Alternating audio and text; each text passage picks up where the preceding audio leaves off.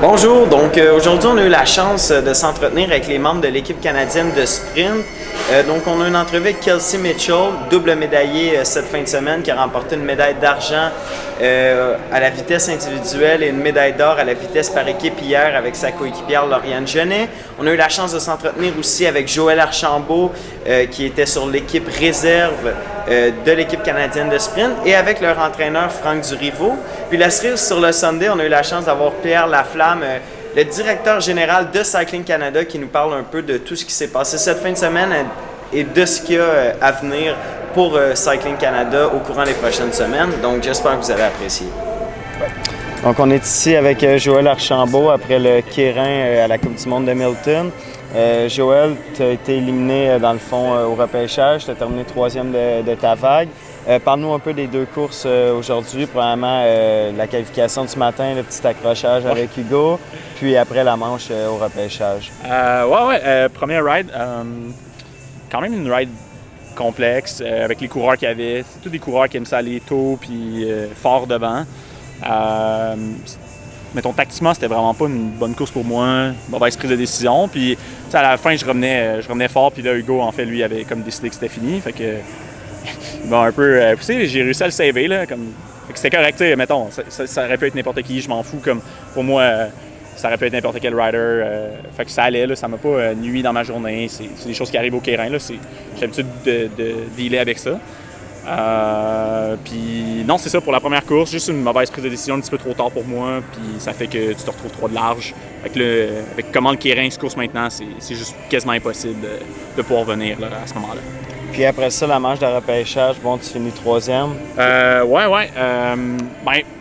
Sincèrement, c'était un bon effort, c'était un bon timing. C'est une manche aussi, tu sais, maintenant en Coupe du monde, il n'y a plus de manche facile, là, fait que ça aurait pu être d'autres coureurs, puis cette tactique-là, ça aurait été parfait. Puis, fait que c'est juste un moment donné, des dixièmes de seconde de prise de décision. Mais sincèrement, c'était un bon effort.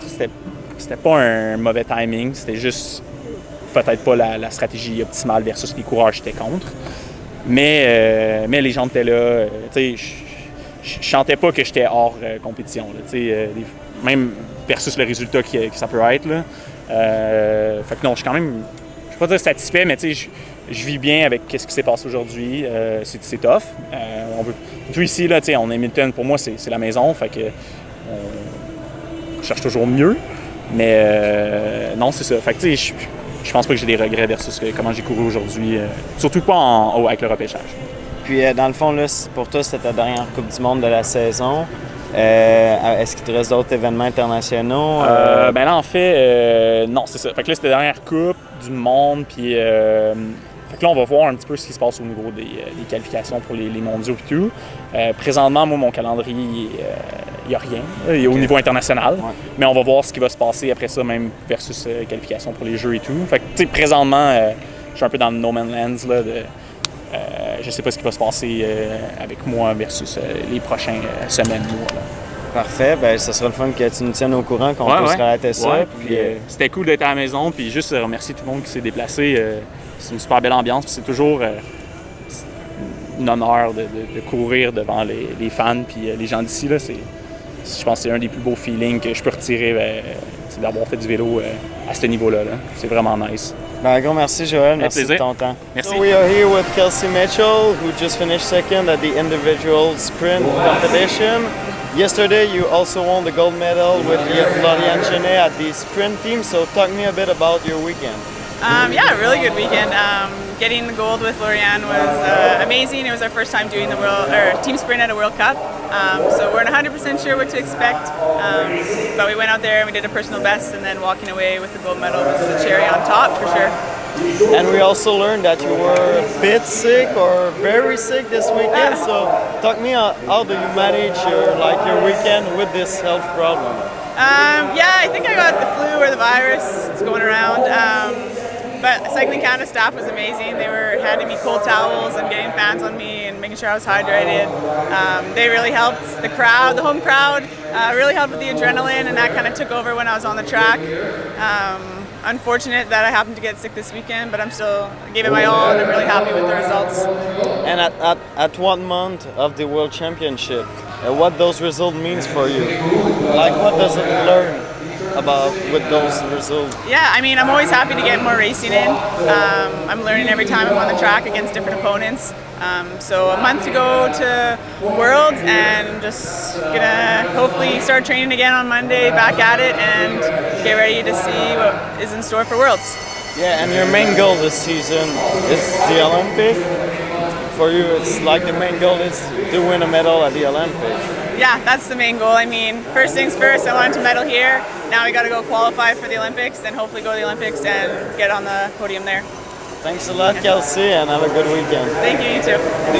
Donc, on est avec Franck Duriveau ici à Milton pour la Coupe du Monde. Franck, retour un peu sur ce qui s'est passé aujourd'hui puis hier avec l'équipe de sprint. Hier, les femmes gagnent la vitesse par équipe. Ce matin, Kelsey se qualifie pour les demi-finales sans trop de difficultés. Bon, il y a eu un accro à la première manche, ça a pris une belle pour finir, mais on l'a vu assez dominante. Est-ce que tu es satisfait de tes coureuses jusqu'à maintenant? Oui, je suis très très satisfait de mes coureuses. De manière générale, j'ai un groupe de filles, même de Sarah Orban. Ouais, j'ai un groupe de filles qui est quand même très compétitive et puis qui se bataillent au quotidien l'une contre l'autre. Donc ce qui fait qu'on améliore vraiment le niveau au quotidien. Et le fait qu'elles bataillent tous les jours ensemble, c'est juste génial. Donc ça, c'est une bonne chose. Donc oui, je suis très content des résultats. Elles se sont poussées les unes les autres. On ne savait pas trop honnêtement avec Kelsey, vu comment elle était vraiment malade encore là. Tu peux voir qu'elle a la tête au-dessus de la poubelle après chaque sprint. Puis ça devient un petit peu, Kelsey, une habitude de faire tous les matchs en 3 manches. Chaque Coupe du Monde qu'elle a pu faire jusqu'ici, elle a fait jusqu'à 13 matchs sprint dans la même journée. Donc là, elle est partie pour pratiquement faire la même chose. J'espère honnêtement qu'elle pourra passer les demi-finales en 2 manches. On verra ça, ce serait vraiment une bonne chose et ça sauverait un peu de l'énergie pour la finale notamment, parce qu'il reste du beau monde à battre. Mais je pense que ça lui a amené un énorme mental de faire ce qu'elle a fait cet hiver en Coupe du Monde. Et même encore là, malade comme tout, elle est capable de me faire des choses extraordinaires. C'est vraiment une fille qui a un mental de folie. Et vraiment, j'ai rarement vu ça dans le sport. Et puis en plus de ça, qui commence à maîtriser vraiment son sujet pour quelqu'un qui vient du soccer il n'y a pas si longtemps. Puis hier, médaille d'or à la vitesse par équipe. Lauriane est classée 4e au monde au Kérin. Kelsey a le record du monde à la vitesse individuelle. Est-ce qu'on peut se permettre de rêver à un maillot tricolore, à une médaille d'or olympique cette année? C'est quoi le rêve du coach de l'équipe nationale avec les performances de l'équipe en ce moment? Une médaille au jeu, ce serait déjà vraiment un très bel objectif, peu importe la couleur, je dirais. Ça prouverait que les filles sont là au niveau mondial, mais on est aussi en train de préparer l'avenir. Un maillot irisé au championnat du monde, c'est quelque chose de magnifique, mais je pense que ça, on peut viser ça un peu plus tard. Là, on est vraiment fixé sur les jeux. La qualification au jeu, on sait que le niveau va être juste monstrueux au championnat du monde. On va avoir un petit peu une idée de ce qui va se passer ensuite au jeu, même si on sait très bien que les Anglais peuvent arriver avec des gens complètement fous. En tout cas, il faudra compter sur des grosses nations comme l'Australie, comme la Chine et puis la Russie. Qui ont des plus petites délégations cette fin de semaine que ce qu'on peut les voir au championnat du monde. Ils sont qualifiés, ils savent où ils vont. Nous ici, Milton, c'était pas une grosse priorité, en particulier pour Lauriane qui est fixée vraiment sur les championnats du monde maintenant. C'est pour ça qu'elles n'ont pas fait beaucoup de vitesse par équipe ensemble, les filles, cette année. C'était la première Coupe du Monde, puis ils l'emportent. C'est ça. Et en fait, c'est simple, elles ont fait 3 courses de vitesse par équipe ensemble. Titan, les Pan Am Champs et la Coupe du Monde. 3 médailles d'or. Chaque fois qu'elles courent ensemble, alors pour l'instant ça nous sourit, mais je ne vais pas partir sur quelque chose qui va être définitif parce que je sais qu'au championnat du monde, elles peuvent bien faire, mais il y a du beau monde, donc on ne va pas être trop... je suis optimiste, mais j'ai pas envie de passer à côté quelque chose qui pourrait pas se faire. Donc elles vont donner leur maximum, elles sont capables de faire des choses monstrueuses, elles le prouvent encore maintenant, et puis maintenant on verra. Mais voilà, c'est vrai que une année olympique, on rêve de médaille olympique. Un gros merci, M. Duriveau, puis on risque de se reparler d'ici la fin de semaine. Il n'y a pas de souci, avec plaisir. Merci beaucoup. Donc, on est avec Pierre Laflamme, président de Cyclistes Canada, ici à Milton. Donc, depuis le début de l'événement, 3 médailles pour le Canada. Très excitant. Une 4e d'assurée avec Kelsey Mitchell en finale de la vitesse individuelle. Qu'est-ce que vous en pensez des performances canadiennes? C'est extraordinaire. C'est vraiment le fun de voir ça. C'est le fun de voir les athlètes qui se dépassent comme ça une année olympique. On voit leur performance s'améliorer depuis 2 ans, mais là, les résultats se mettent à sortir. C'est vraiment cool. Puis, bon, Hugo Barrette, lui, un petit peu une contre-performance au Kérin. Oui, mais Hugo, je veux dire, faut pas le sortir de l'échiquier non plus. Hugo, c'est une mauvaise journée, tout simplement. Puis, on regarde Kelsey Mitchell qui était malade, puis elle est sortie du lot, même en étant malade. C'est vraiment sensationnel. C'est ça, le sport d'élite. On ne peut pas gagner tout le temps.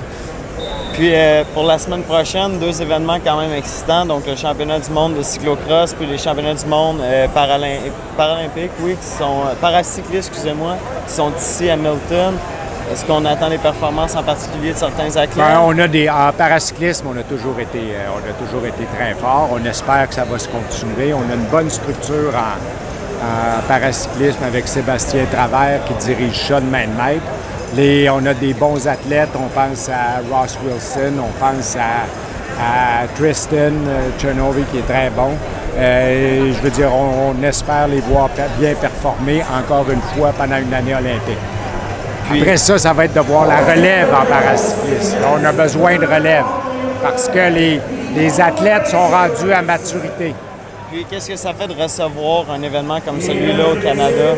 Bien, c'est bon pour placer le Canada à l'échelle internationale. Ça nous aide. Quand on participe comme ça, c'est très bien vu de l'UCI parce qu'ils voient qu'on fait un effort pour supporter le cyclisme au Canada. Puis d'avoir un nouveau vélodrome à Bromont dans 2 ans, qu'est-ce que vous pensez que ça va se changer pour l'équipe nationale? Bien, ça veut dire c'est que là, on va avoir un vélodrome à Bromont, à Edmonton. Ils parlent d'en construire un à Victoria. Je veux dire, juste des bonnes nouvelles pour le vélo sur piste. Ça permet aux athlètes de s'entraîner l'hiver aussi. Ceux qui font de la route, je veux dire, ça leur donne une autre option.